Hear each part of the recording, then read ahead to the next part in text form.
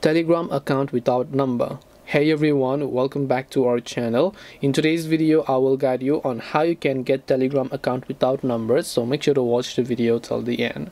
Maybe you want to use Telegram but you are underage and you don't have a physical SIM card. Your country did not provide the SIM card to you, so you can open up Telegram, but you can see unfortunately right off the bat whenever we start using Telegram it will ask us to enter a phone number. So there is no other way that we can use our Telegram except that if we don't have a phone number.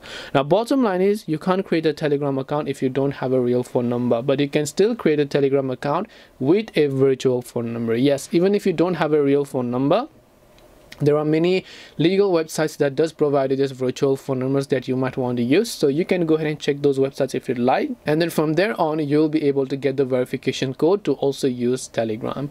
This way you should be able to get or use Telegram account without phone number. Hope this video was very helpful. If you have got any more questions, then feel free to also leave them down below. Thank you for watching till the end of this tutorial, and see you soon in the next video.